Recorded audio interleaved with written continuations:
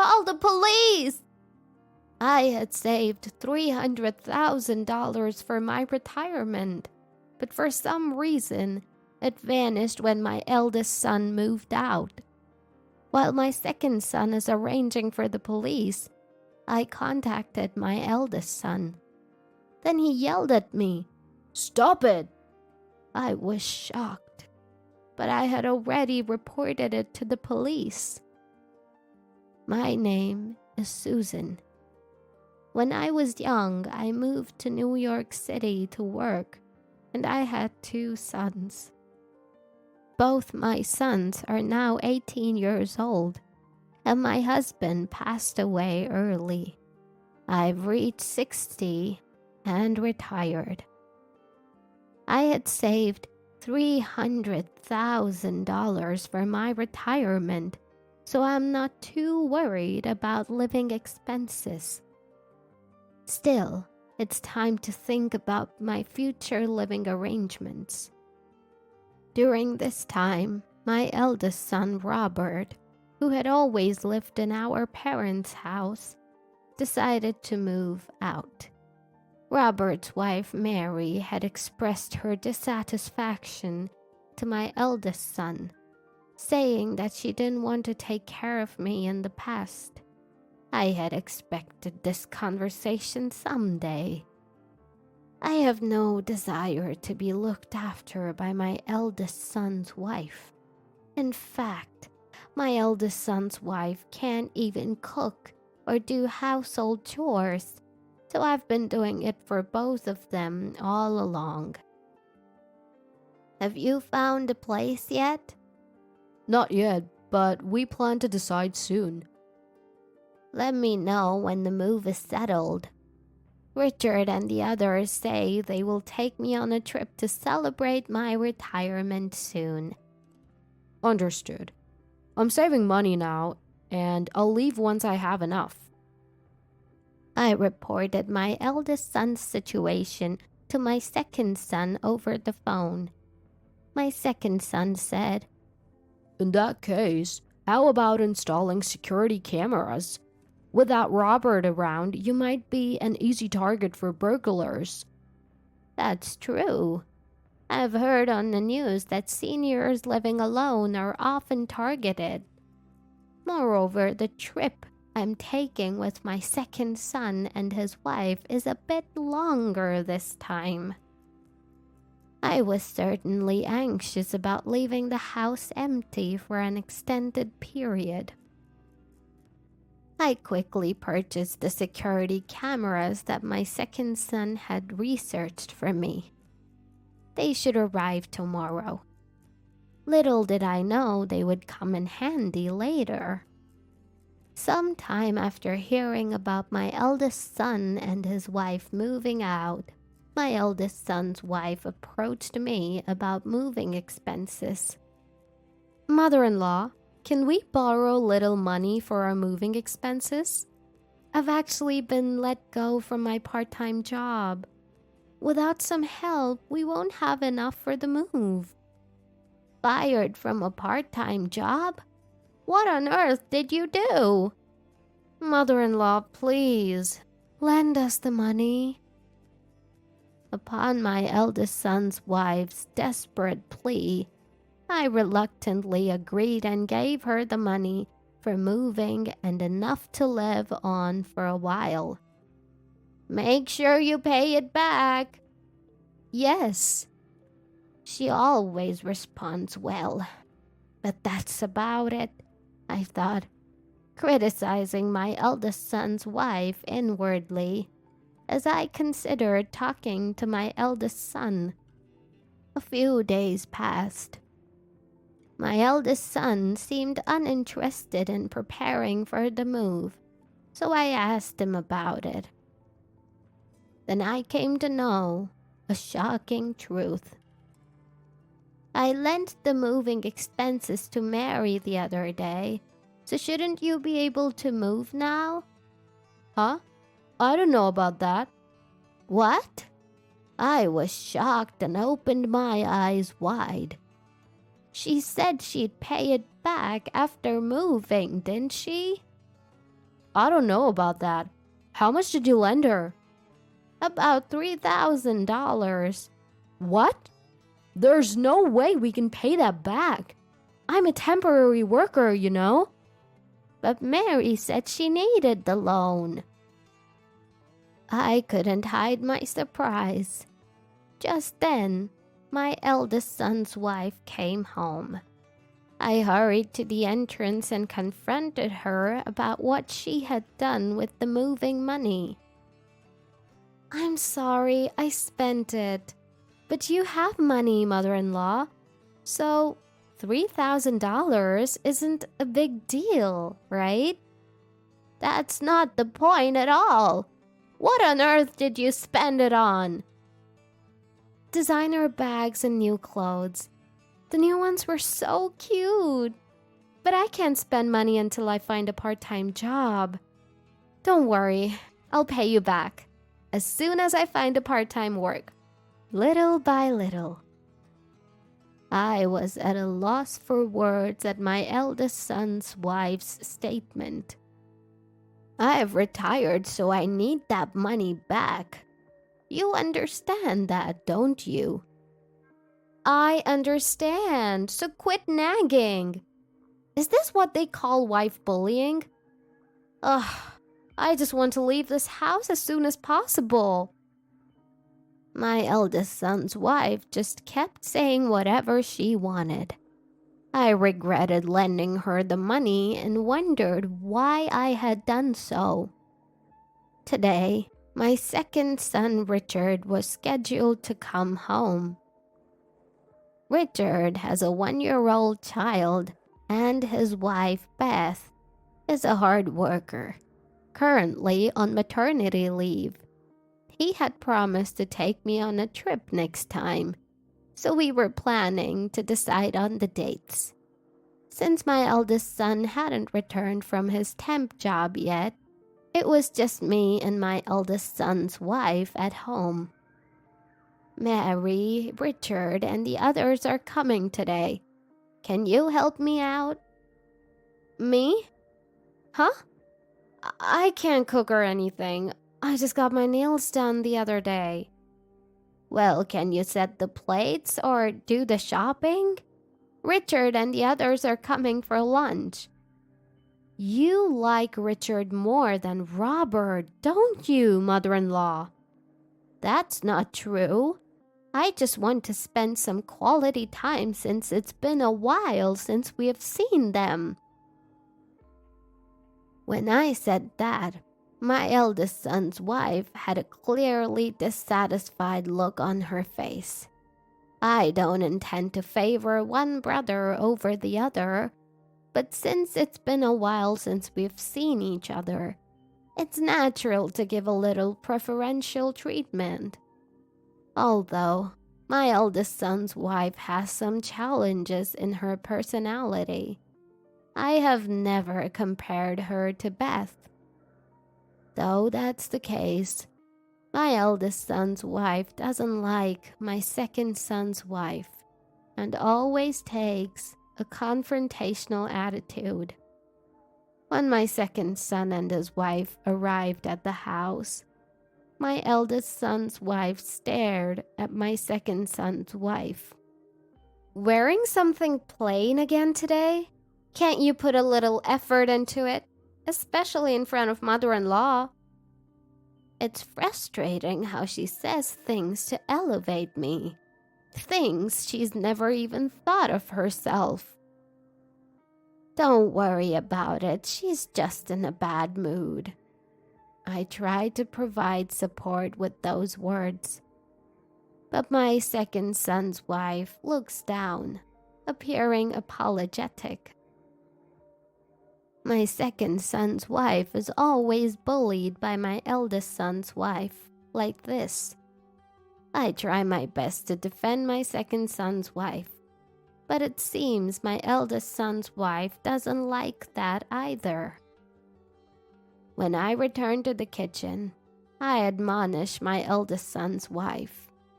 Mary, can't you get along with Beth a little better? I do want to get along, but I just don't like that gloomy woman. Mother-in-law, please stop favoring her over me. I don't intend to. Is it because she has a grandchild? I'm certainly happy about the grandchild, but that's not why I would favor her. My eldest son's wife glances at me and snorts dismissively. I wonder if she understands. Why don't you let that woman help with this? Beth has to take care of the child too. I knew it. You'll favor her because she has a grandchild. My eldest son's wife says this, starts to sulk, and begins to relax with the drink, refusing to help with anything. I wanted to say that she's not a child, but I held back and let my eldest son's wife have her way. After a while, I heard the sound of my eldest son's wife arguing with my second son and his wife. Rushing over, I found my eldest son's wife, drunk, trying to grab at my second son's wife. My second son was desperately trying to stop her. What on earth are you doing? I just can't stand this woman. So what if she has a child? You think she's making fun of me? Then my second son's wife apologized, looking guilty. I didn't realize that my sister-in-law was so bothered. I showed pictures of Emma and... You don't have to apologize. Mary's the one acting strangely. She suddenly got angry and tried to grab Beth. Putting their stories together, it seemed that the origin of the matter was my eldest son's wife teasing my second son and his wife. The story was that the eldest son's wife, fueled by alcohol, had become furious when the second son's wife remained silent in response to her incomprehensible complaints. What's wrong? I'm not in the wrong. I don't like this woman or my mother-in-law. I've decided to move out, and I feel relieved. My eldest son's wife screamed, starting to throw any dishes or glasses within her reach. I quickly moved my second son's wife and grandson away from her, while my second son desperately tried to restrain his wife. Then, my eldest son came home and was stunned to see the disastrous state of the room. My second son and his wife had come to visit after a long time, and now this. Later, my eldest son took charge of his wife and the situation temporarily calmed down. As we cleaned up the messy room, my second son's wife looked apologetic. There had been arguments since my second son and his wife came to the house, but the travel plans were safely arranged. My second son and his wife left with smiles on their faces. And just when I was feeling relieved, my eldest son called me into the living room. By the way, my eldest son's wife had become drunk and fallen asleep. We've decided to move out earlier. We'll leave next weekend. What? Is money going to be okay? What about the house? Mary said she'll handle it. I want to keep the moving costs down, so I'd like you and Richard to help us. That's fine, but Richard left earlier. We'll have to contact him. Can you reach out to him for me? It's hard for me to ask after what happened earlier. I understand. I agreed right away. Perhaps my eldest son's wife will feel a little more relaxed once she's away from this house. I had been thinking that maybe my eldest son's wife felt strange pressure because I was around. After the earlier dispute, I might not be able to see my eldest son and his wife. But I thought that if they could spend their time peacefully, it would be good. I called my second son and his wife, who had just returned home, and explained the situation. My second son and his wife agreed with my thoughts and gladly accepted to help with the move. And today was the day my eldest son and his wife were moving out. I watched the two of them leave and then returned to the living room. Actually, I was planning to go on a trip with my second son and his wife starting tomorrow. Thank you. I hope the two of them can finally settle down. It's all right.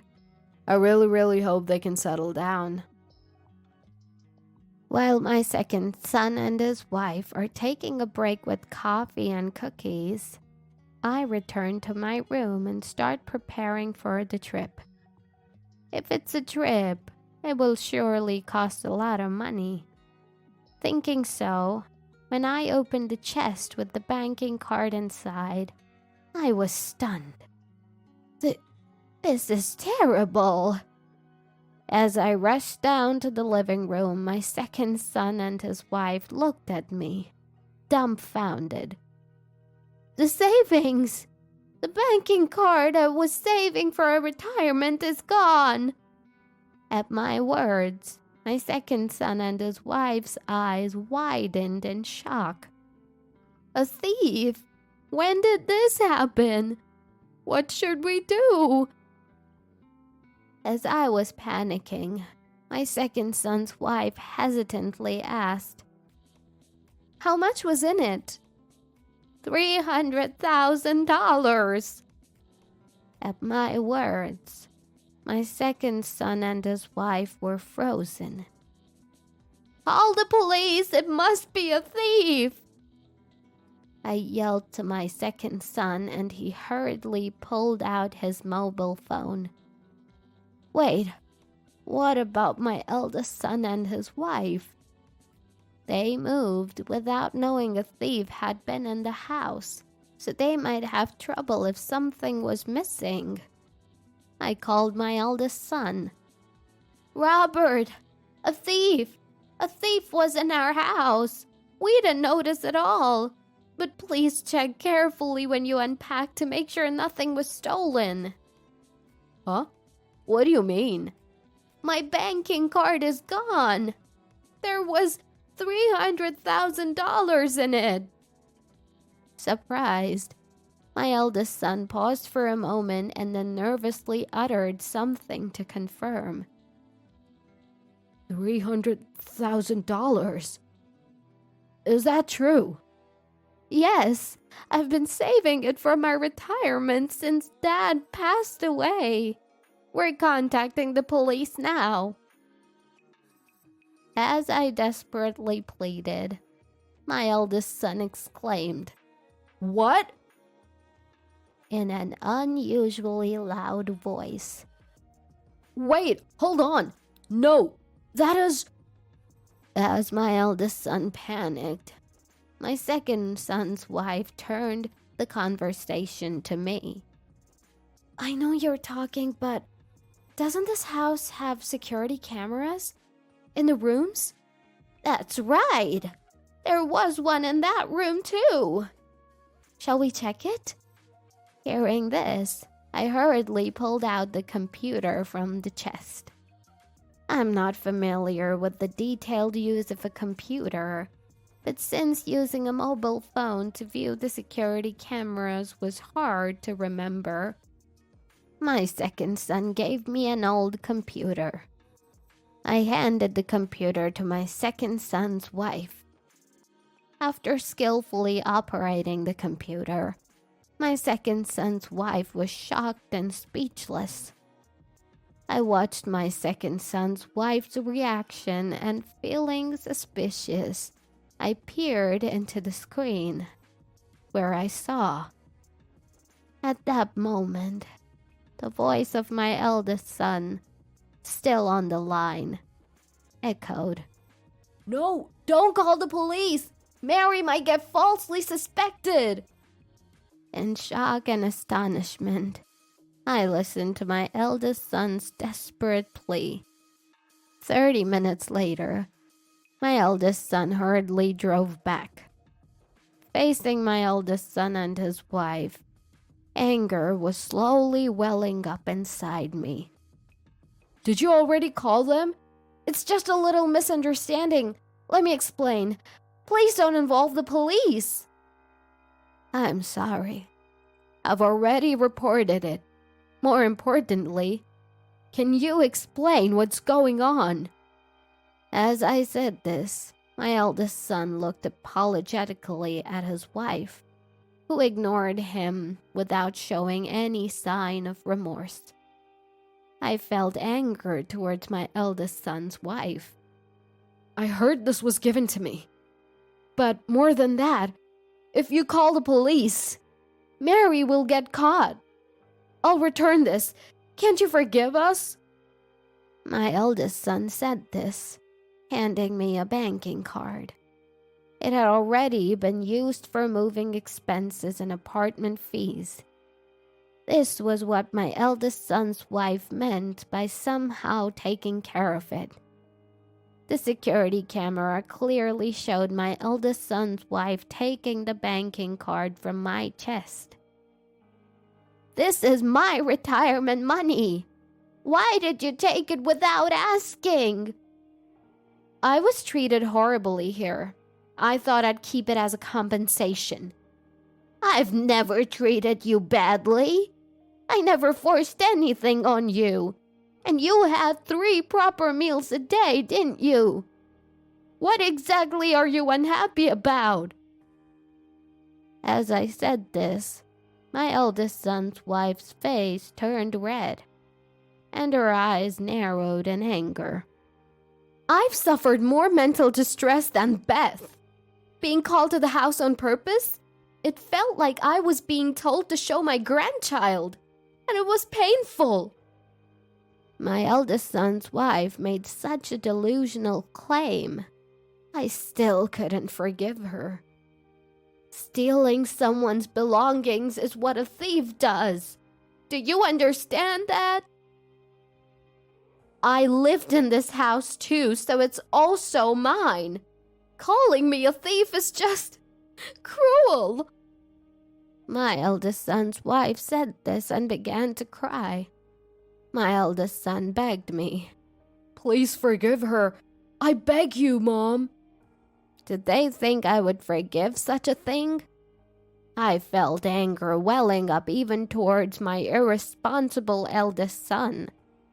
Listening to the exchange between me and my eldest son's wife, my second son slammed the table and stood up. "You've been saying whatever you like all this time." The second son glared at the eldest son's wife with an angry face. "After all Mom has done for you, how can you act like this? As far as I can see, Mom has always been good to Mary. And Robert, too. You should tell her when something's wrong. She's your wife, isn't she?" He shifted his angry gaze to the eldest son as well, who could only gulp and break into a cold sweat. "It can't be helped. I don't know. It's not about knowing. Why weren't you watching properly?" "Because Robert isn't responsible, she acts however she wants. Besides, this is Mom's house, not Mary's. It's unimaginable that she could just take whatever she likes." The second son said this, pointing at the eldest son's wife. The eldest son's wife looked at the second son with a disgusted face. "What's your problem? A mama's boy? I'm the one who's wrong? That's rude for a brother-in-law." "Of course it's wrong. You've been complaining about Beth all this time. Why does my wife have to be criticized by someone like you? You don't know how much Beth has been troubled by this." The second son's words seemed to have pressured the eldest son's wife, who looked away and hung her head. To calm the second son down, the second son's wife hastily speaks to him. The second son has cooled down a bit but still glared at the eldest son's wife. I'm sorry, it's true that I let Mary do whatever she wanted. And I had given up, thinking that even if I said something, it wouldn't be heeded. The eldest son said this, looking down. Take my side! The eldest son's wife demanded of the eldest son, but he just shook his head. How cruel! I thought you would support me. Just stop it. The fact is, you did steal. When the eldest son said this, the eldest son's wife knocked a nearby vase off the table and turned away with an unhappy face. Suddenly, the police rushed in, looking alarmed. They must have been startled by the loud noise inside. They restrained the unruly eldest son's wife and turned to face us. I averted my eyes from the police, glancing quickly at the security camera. The police saw that and confirmed that the eldest son's wife had stolen the banking card before taking her into custody. Robert, say something! Help me! It's hopeless now. Why would you say that? You've been too selfish. I don't know why you did this. I can't defend you. The eldest son said this, looking away from his wife and hanging his head. Let's divorce. Upon hearing those words, the eldest son's wife stopped in shock, ceasing her resistance. Wait, Robert? Are you sure? I tried to warn her at first, but she never listened. She ignores me when things go wrong. And now this. I can't bear it anymore. I can't be her husband any longer. The eldest son was also in turmoil. I couldn't bring myself to blame the eldest son, knowing that. Perhaps it was because he was my son. Even after all that had happened, the eldest son watched Mary being taken away by the police, then slumped down, disheartened. Later on, it was revealed that Mary had apparently committed marriage fraud as well. The eldest son found out and was once again shocked. Mary was told she couldn't escape a prison sentence. And so, the eldest son and his wife divorced. The eldest son's wife had to pay back the money from the marriage fraud and compensate the eldest son. The eldest son offered to take on some of the payment of the marriage fraud money. He said he wanted to settle things with himself, as he hadn't. I went on a trip with my second son and his wife. Spending a long time with my young grandchildren was so much fun. Now, I am living with my eldest son again. He has a debt to pay off, so he's quitting his temp job and is working hard as a full-time employee, moving forward with determination. I'm happy to see my once unreliable eldest son growing little by little.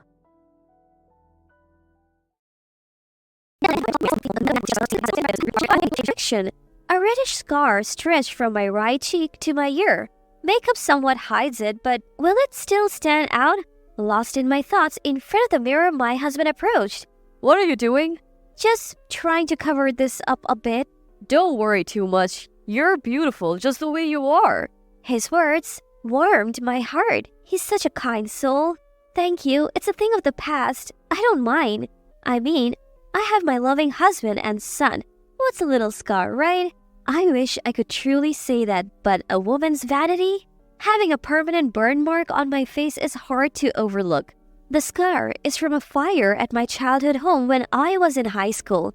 The fire started next door, and though I narrowly escaped, it left a lasting mark. Everyone survived, and that was a miracle. But there were moments I wish the flames had taken me. I believed the scar meant no more love, no more romance. I retreated, convinced I would never be loved again. The trauma from those teenage years was overwhelming, leading to some dark thoughts. But my savior during those times was my husband. We grew up together, our families closely knit. Concerned about my despair, he would visit daily, offering words of comfort. I don't care about the scar. You're still the same beautiful person to me. At first, I was wary of his words, but gradually I opened up. Our bond grew, leading to marriage. I'm forever grateful to him for saving me back then and for supporting me now. Marriage is truly wonderful. I thought as much looking at my husband's broad back. The scar remains, but meeting my husband, getting married, and having our child are treasures I wouldn't trade for anything. It was just past noon when the doorbell rang. Seeing the woman our son brought home, my husband and I greeted her with warm smiles. "Welcome, please come on in." I led our son and his girlfriend into the living room. "Thank you for having me." Just as our son had described, she seemed calm and kind-hearted. She had a radiant fair complexion framed by beautiful black hair. Her name was Gabriela. She works as an office clerk, and she's 2 years younger than our son. Both my husband and I were impressed by her modest and humble demeanor. I felt so relieved. She seemed like a good person. I let out a sigh of contentment. So, where are you from? My husband asked, trying to ease any tension. "I'm from Charleston, South Carolina." Ah, Charleston. Beautiful views and delicious food. A wonderful place. "Thank you. What do you do for a living?" I drive a taxi. "That's impressive, making a living driving." My husband spoke gently and Gabriela replied in the same calm manner. Our son looked relieved seeing them interact. "I'm so glad you have brought such a beautiful person into our lives," I whispered to him. You know, she's way out of my league. He replied, blushing. I looked forward to their future together. "He might be a handful sometimes, but please take care of him," I said to Gabriela. But she just gave me a vague smile, not meeting my eyes. Maybe she was still nervous? I tried to engage her more in the conversation, but she only offered polite smiles to my efforts. "Is your job demanding?" "It's okay." "Do you have any hobbies?" "Not really." Our conversation didn't flow as I hoped. She seemed comfortable chatting with my husband. I wondered what the difference was. Was she wary of me as her future mother-in-law? I sat there feeling somewhat isolated during what was supposed to be a bonding family meeting. Yet I noticed she kept glancing at me. "Is something wrong?" No, nothing." I had a hunch. It must be about the scar from my burn. Should I explain it to her?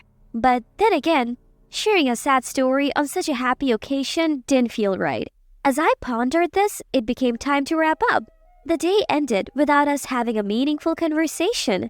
I didn't think she was a bad person, but I felt we just weren't on the same wavelength. Even though I had only spent a few hours with her, I had that gut feeling. Still, I wanted to celebrate their marriage grandly. After all, what matters is that they love each other. Parents shouldn't interfere too much. That's what I decided. The two got their marriage license and decided to hold a wedding ceremony a year later. Since she was a child, the bride had always dreamed of a grand wedding and was adamant about sparing no expense. I had heard a few times from my son about how particular his bride-to-be was. I sometimes wished I had my own big wedding. I never did. Conscious of the burn scars, I felt a twinge of envy. I guess it's every girl's dream, but right now, I'm happy.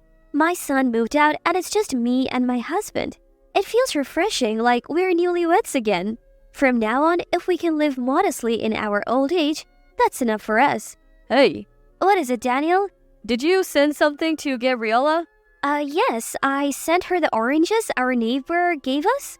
I had sent her a share of what we got a few days ago. Why did my husband know about it? They said it arrived crushed and rotten. What? They were fine when I sent them? Oh, maybe a few bad ones got mixed in and rotted? I immediately called my daughter-in-law. "I am so sorry. I thought I checked them thoroughly." "I would prefer if you didn't send gifts like that again. It's a bother." For some reason, she sounded hostile. But it was clear I was at fault, so I apologized deeply. I'm truly sorry. I won't send anything again. Also, we're pretty busy over here, so if you could refrain from calling too often. I understand. I'll be more mindful. She abruptly hung up. The only time I had called was to ask about the wedding. Did she really despise calls from her mother-in-law that much? She seemed like a completely different person from when we first met. Maybe it's best to limit our interactions. As I thought that and decided to limit my communication, my phone rang. Hello, Mom? It was a call from my son. What's up? Did something happen? Well, Gabriella mentioned that Mom was being cold to her. Did something happen? It's not that I'm being cold. You two are newlyweds, and you wouldn't want your mother meddling too much, right? That's not true. She said she wants to get along. I was about to exclaim in disbelief, but stopped myself. There is no point in me being stubborn here. Their wedding is just a few months away. Rumors of family conflict would be uncomfortable for both of them. I tried to maintain a distant relationship, but what if the daughter-in-law is trying to defame me? That feeling lingered. Then, a week before the wedding, it was during the weekday. Hello? Oh, is this mother-in-law? It's me. Oh, what's going on? It was a rare call from the daughter-in-law. It's almost been a year since their marriage certificate was issued and our awkward relationship continues. This sudden call from her, what could it be? Actually, about the wedding, can you not attend? What? Why all of a sudden? I exclaimed in surprise. Your burn scar is disgusting. It's like you're a monster. It would ruin the whole wedding. So can you understand how I feel and not come? I was lost for words at this sudden insult. I was barely able to stand while holding the phone. Daughter-in-law continued pouring out her frustrations. She had disliked me since the family meeting day. That cold demeanor and ambiguous responses were because she was uncomfortable with me. As she imagines her ideal wedding, my presence seems like a stain on it. She went into great detail. You're disgusting. Why don't you voluntarily back out? How could you live looking like that? Daughter-in-law continued to coldly berate me without any remorse. She had always despised me. I should have noticed earlier and distanced myself. It's too late now. The rift between daughter-in-law and me became insurmountable. Thinking I had to get along feels so naive now. So you're telling me to skip the wedding, right? Yes, that's right. Fine. Great, please don't come to the venue on the day. Just say you weren't feeling well. All right, I'll do that. With that, I hung up the phone with a click. Skip the wedding? Does she even know who she's talking to? Challenge accepted. I'll gladly miss it. But with that determination, I couldn't hold back the tears. On the day of the wedding, I truly didn't attend. The ceremony was scheduled for 12 p.m. But even after 10 a.m., I was relaxing at home watching TV. Suddenly, my cell phone rang loudly. Hello? Hello, mother-in-law? Father-in-law isn't here yet. Wasn't it just you who was supposed to miss? Well, Daniel is here at home, I said, glancing at my husband reading in the living room. Just a regular day off. What do you mean? He suddenly felt unwell. I was just about to let you know. I handed the phone to my husband. Sorry, but I can't make it today. I'm feeling off, just like my wife. Wait a minute, father-in-law, a last-minute cancellation? Listen, you treated my wife like a monster and forced her to miss. I just don't feel up to attending. I could tell Gabriella went silent on the other end when my husband said that. His eyes burned with anger. Normally, he's so calm and hardly ever shows anger. Look, that's how it is, so we won't be attending. And we didn't attend the wedding. Actually, when the daughter-in-law had called me about missing the wedding, my husband, who had just finished his night shift, had been listening in on speakerphone. He remembered every single word of that conversation. And after hanging up, seeing me in tears, he hugged me and said, I won't let you take the blame alone. I'll skip it too. We are in this together as a couple. I couldn't help but feel I made the right choice marrying him. We had informed our son in advance that we would be skipping the wedding. We explained everything and declared we would never be involved with the daughter-in-law again. The husband told him, If you still want to be with Gabriella, do your best to protect her, but I cannot forgive Gabriella for insulting my wife. We don't need any further relationship with her. Our son was deeply shocked to learn about his wife's attitude and comments towards me. He probably never imagined that his own wife could be such a person. Even if they wanted to change the wedding date, it was impossible with only a week's notice. And then came the wedding day. Our relatives were puzzled when we didn't show up. When questioned, our son spilled everything. The wedding was called off and was turned into a casual dinner gathering. Right there, our son announced his intention to divorce. Gabriella's parents, at first outraged, scolded their daughter after hearing everything from the groom. They deeply apologized to our son and offered to cover all the wedding costs. Why? This was my day. I just wanted my dream wedding. Why did this happen? I just wanted a wonderful ceremony. No, I will have my wedding. I wanted to be envied by my friends. In her wedding dress, Gabriella sobbed and screamed while the relatives watched from a distance.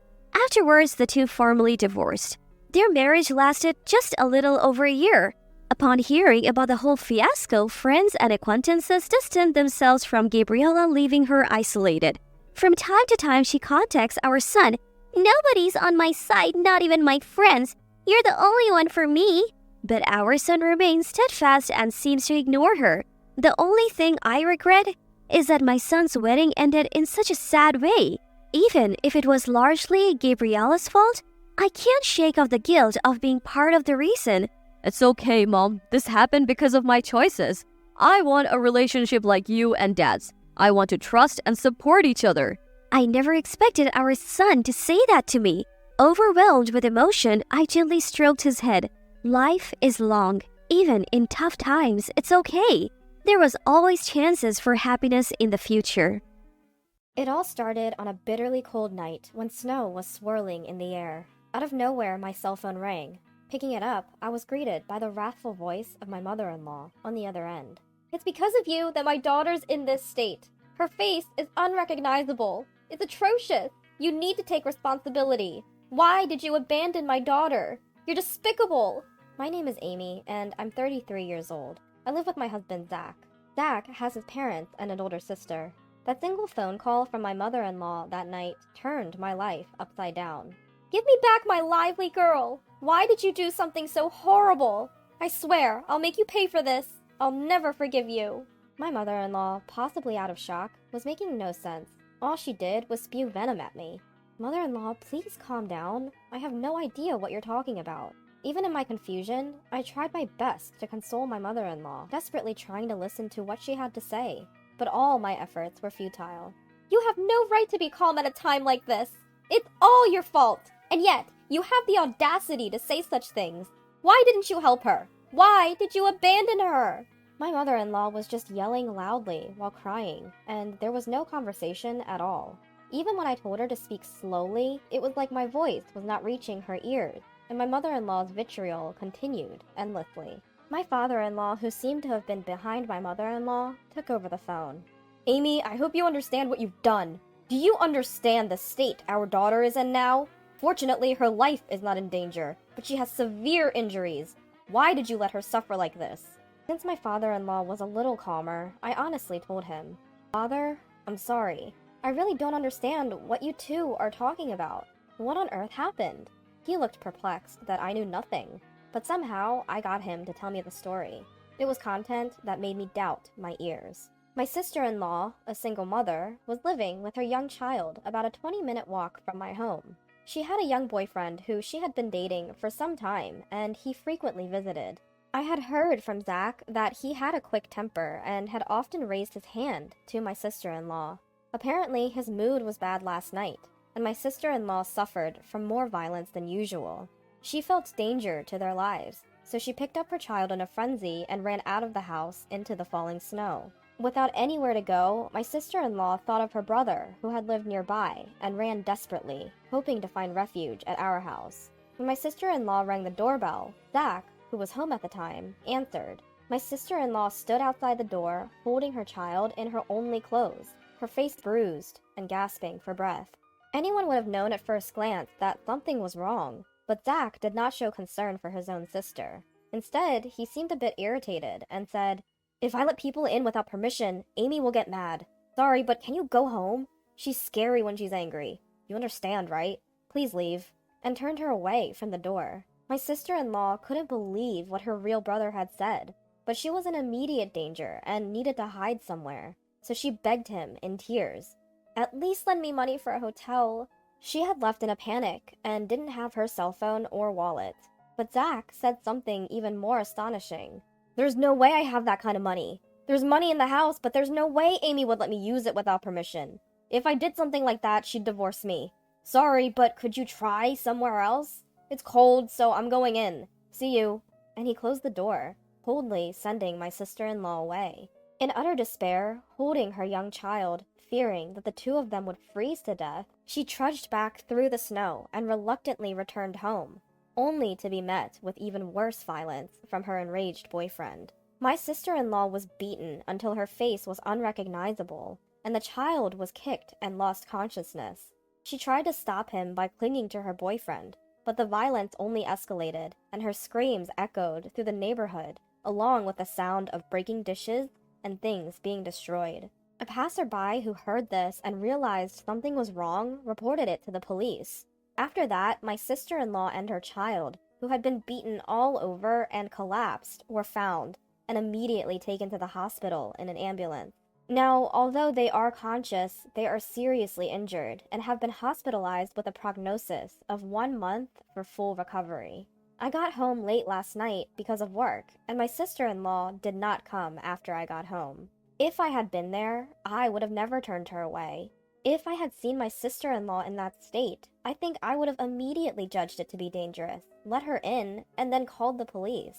I don't understand why it is believed among my in-laws that I was the one who turned her away. And on top of the shock that such a terrible thing happened to my sister-in-law, I couldn't organize the reality that my in-laws were crying and blaming me for this, and I was very confused.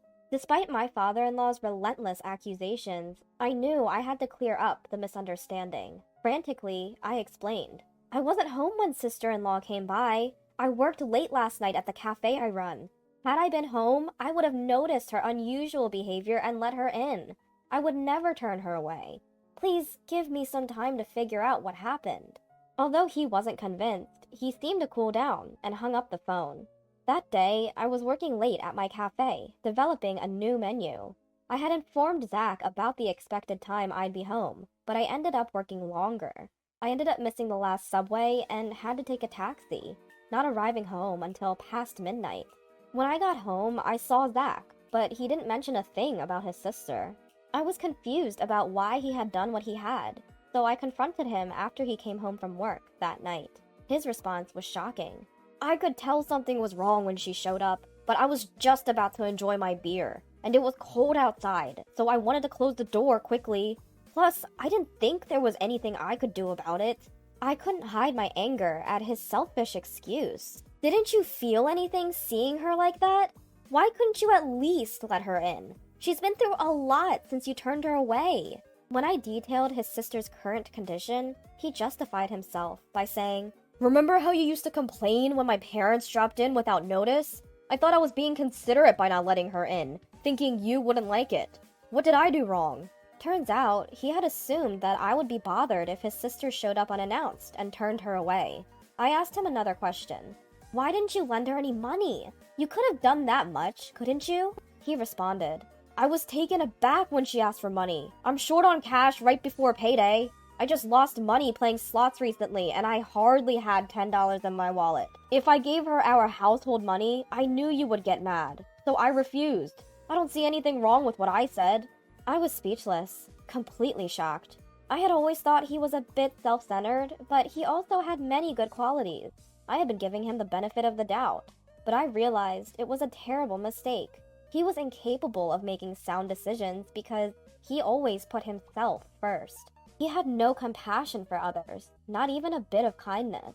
And he was foolish enough to prioritize his drinking over his own sister's distress. But it was too late to realize this now. He didn't seem to feel guilty or responsible at all about his sister being rushed to the hospital. From my perspective, she would have ended up like this anyway, no matter where she ran off to. On the bright side, she's safe in the hospital now. We're both safe. All thanks to me, right? He was talking about it as if it was someone else's business.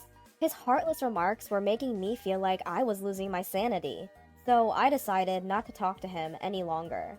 Holding back my anger, I reported to my father-in-law about Zach's irresponsible behavior towards his sister the previous night. Upon hearing my words, Zach's father lost his composure. In a fit of rage, he exclaimed, "There's no way my Zach would do such a thing to his own sister! You're lying! Stop making up stories, Amy! Are you trying to make Zach the worst just to escape your own guilt? If you're going to spew such nonsense, then show me some proof." He refused to listen to me at all, and again blamed me for everything. I endured his accusations while desperately trying to figure out how to prove my innocence.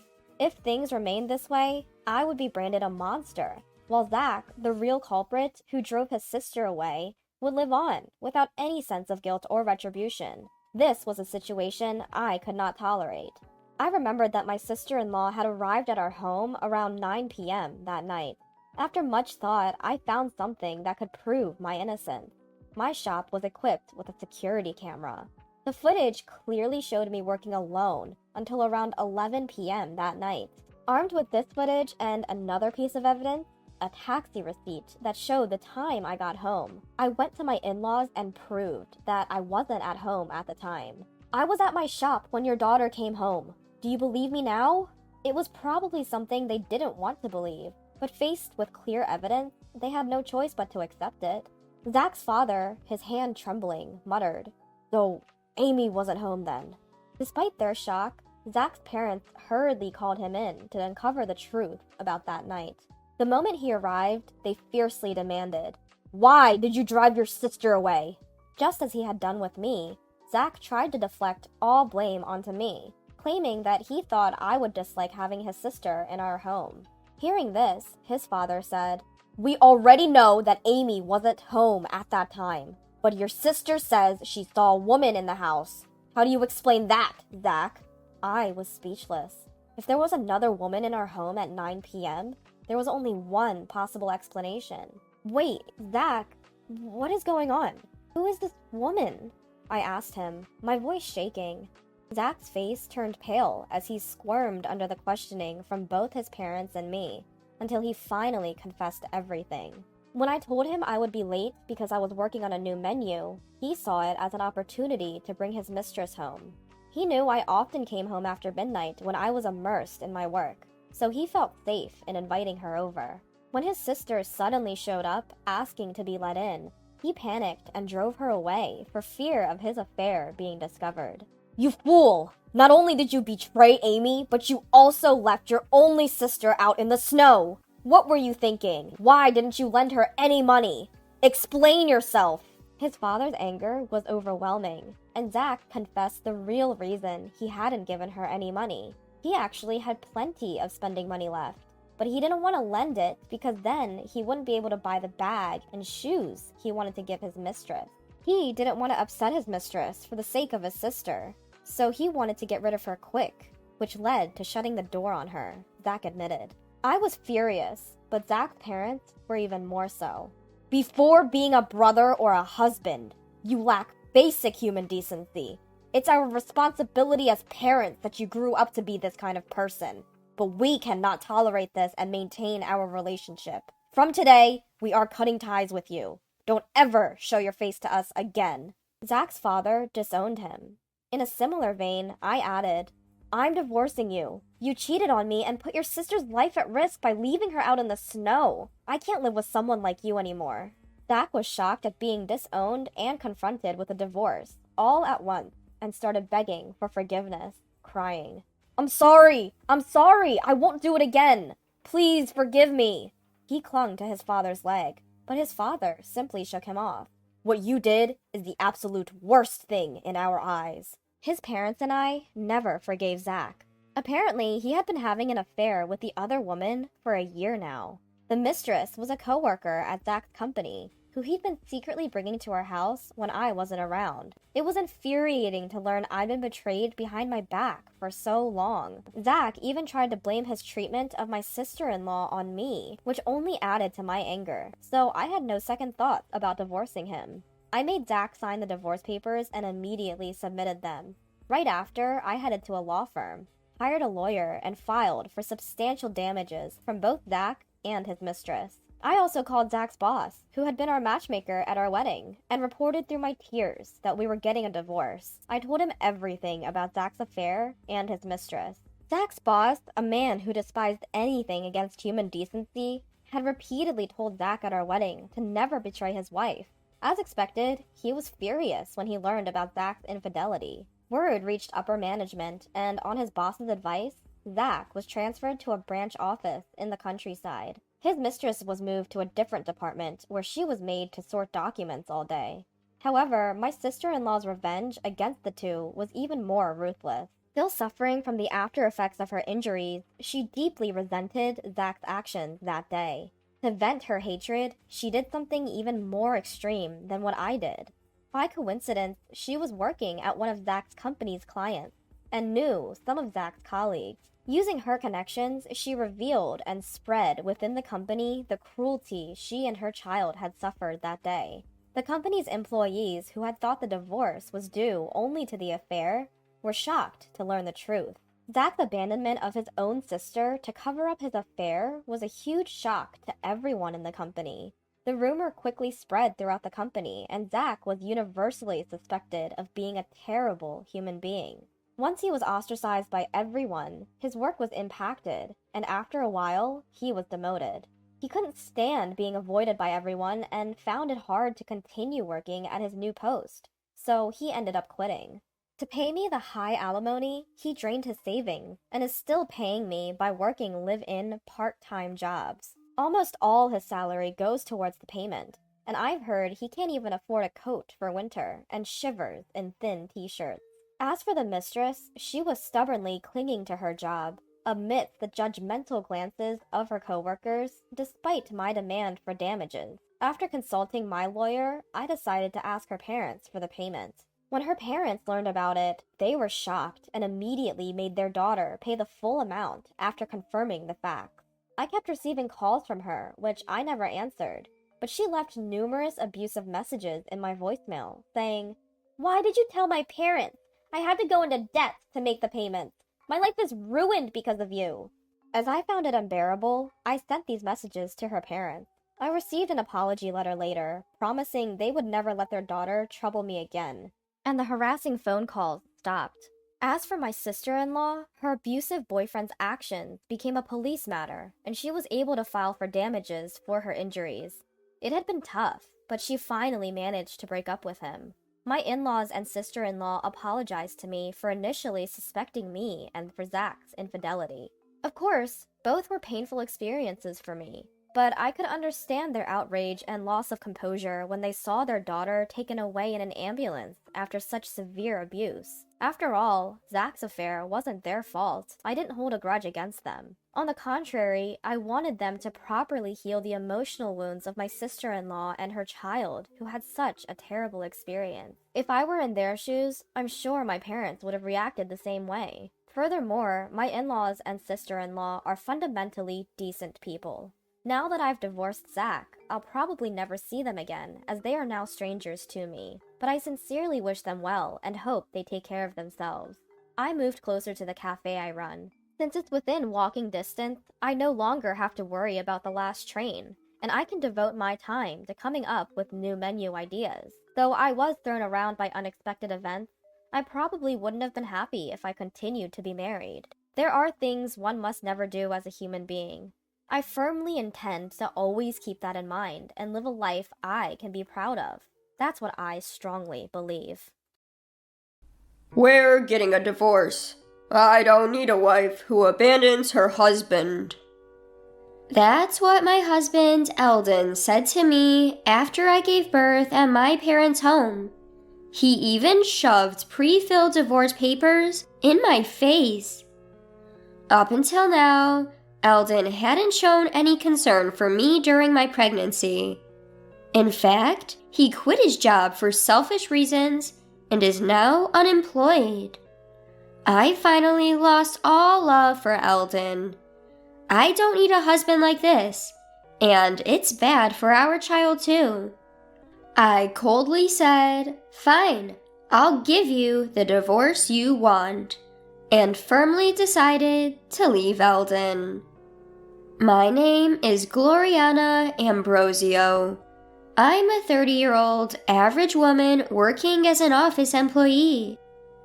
I have a husband the same age as me named Eldon, and we got married when we were 26. We became close quickly because we worked in the same department. Eldon was a very kind person and took his job seriously. He confessed his feelings to me, and since he was someone I felt comfortable with, we got married after a year of dating. His father, Caden, is a responsible person who runs his own business. Eldon always said, "My dad is strict and scary."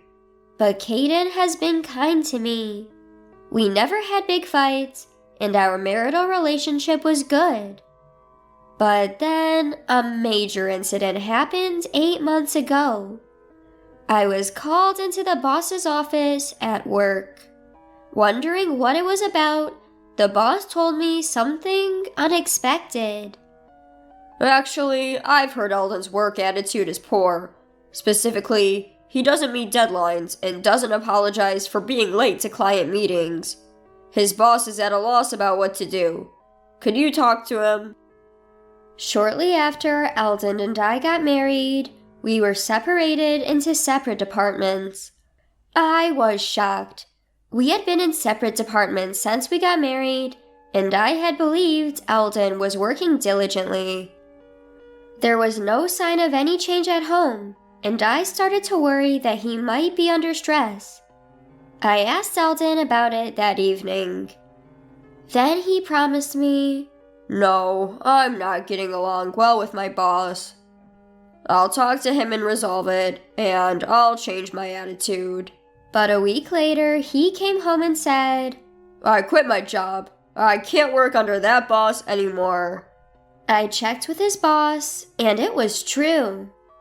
Eldon's work attitude has worsened since joining this department. He doesn't reflect on his actions and only makes excuses. That led to an argument, and he quit. For the record, Eldon's boss is well-liked and respected in the company. It was natural to think the problem was with Eldon. Still, he seemed to regret quitting. "I'm sorry for the trouble. I'll find another job soon," he said. I thought things would be okay, but that was wishful thinking. A month passed and Eldon only complained. "No company wants me," without seriously job hunting. He graduated from a prestigious university and has work experience. There should be at least one company willing to hire him.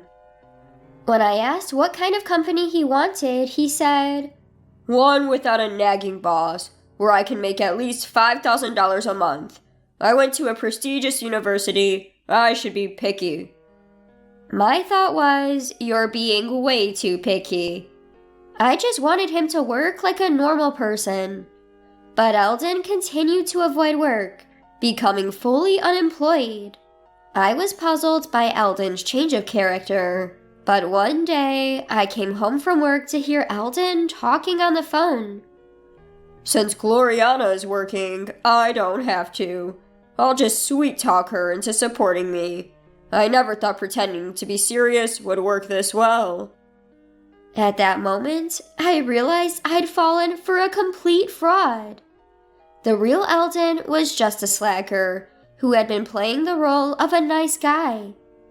When he noticed me, he tried to brush it off, saying, "I was joking.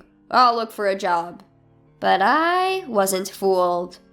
"Enough is enough. You better start working," I yelled, insisting he find a job, any job.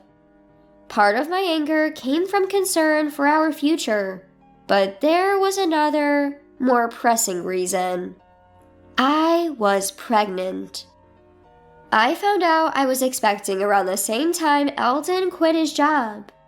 Raising a child costs money, so I wanted Eldon to find stable employment. But as I mentioned, Eldon remained jobless and didn't care much for my pregnant condition. I was struggling with morning sickness and other issues, making household chores difficult. Yet, Eldon lay on the sofa eating potato chips, even saying, "Pregnancy isn't an illness. Deal with it."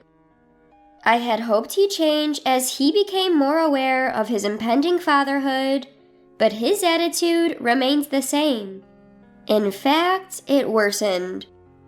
Just yesterday, he got furious when I used canned food to save time on cooking. "You should feed your husband proper meals.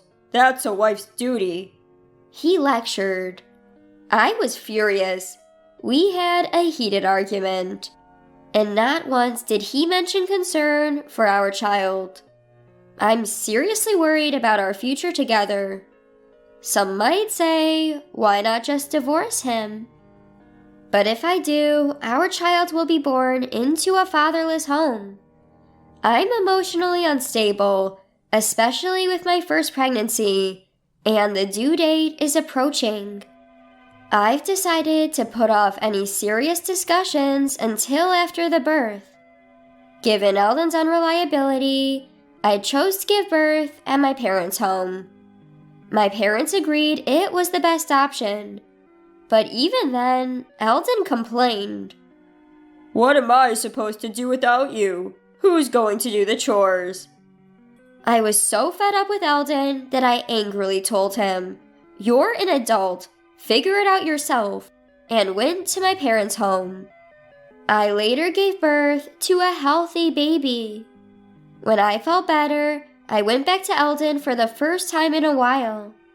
When I returned to Eldon's place after about 2 months, the house was a mess.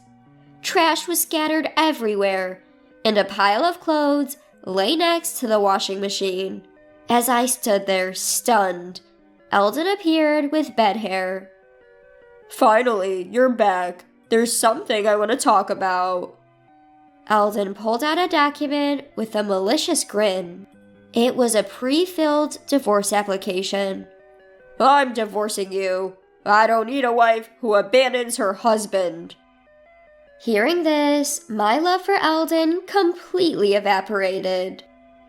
I thought, I don't need a husband like this, and he's a bad influence on our child. I coldly said, "Fine, you'll get your divorce," and was determined to leave him. Still, Eldon remained defiant. "You'll regret it if you divorce me. Now, fill in your part." I snatched the divorce papers from him and filled them out immediately. I decided to take them straight to the courthouse. "Goodbye then. I'll come back for my stuff later. Don't throw anything away." I left the house and went directly to the courthouse. The divorce was finalized, and Eldon and I became strangers. I returned to my parents' home and decided to raise my child with them. I didn't want to stay in a house filled with bad memories, and raising a child alone was daunting. My parents are trustworthy, and it's comforting to have them around. Life became a daily joy, watching my child grow while navigating the challenges of new motherhood. However, a month after the divorce, Eldon suddenly called my parents' landline. I had blocked his number on my cell, but I'd forgotten to block the landline. "Hey, when are you coming back? I'm struggling here." Confused, I retorted, "What? We're strangers now. I'm never coming back." Hearing this, Eldon started to panic. "Wait, you actually filed the divorce papers?" "Yes, you wanted a divorce, didn't you? I've been over you for a while now, so I submitted them a month ago." Upon hearing my blunt response, Eldon became furious. "Why did you file them? I was just trying to scare you into coming back and taking care of me." I was utterly disgusted by his twisted logic. "Whether you are serious or not, I have no intention of reconciling with you. You've been useless ever since I got pregnant. Who would want to be a family with a man like that?" I get it. I'm sorry. I've reflected on my actions. Please come back. I'm really struggling financially. He was pretending to be remorseful now. We settled our property when we divorced, and like I said before, you're an adult. Figure it out. I yelled and hung up the phone. I immediately blocked his number to prevent further calls. I thought that was the end, but a month later, on a peaceful Sunday afternoon, the doorbell rang. It was Eldon. Not wanting any more to do with him, my parents and I tried to pretend we weren't home, but Eldon persistently banged on the front door. Hey, I know you're in there. Come out. Not wanting to disturb the neighbors, I reluctantly went to answer the door. There stood Eldon, skinny and unshaven. I hadn't seen Eldon in 2 months, and I was shocked to see he looked like a drifter. Without asking, he walked into the house and sat arrogantly on the sofa. Gloriana, I need money. Just $1,000. I'm really struggling here. So why don't you get a job? You have a degree from a prestigious university, and you're not too old to work. Annoyed, I said this, and Eldon began to explain. Actually, I've decided to make money through investment. Working a regular job is for fools. I found a trustworthy advisor online, so I'm good. I'm still in the red because I just started, but I'm told it'll turn profitable. But I'm running out of the money I got from our property division, so I need your help. I was sure it was a scam. My mom, looking disgusted, returned to taking care of the baby. My dad also looked like he thought it was a scam. But Eldon, oblivious, kept insisting on money. I'll pay you back when my investments pay off, and you can live the high life. I reached my breaking point with his incessant and nonsensical demands.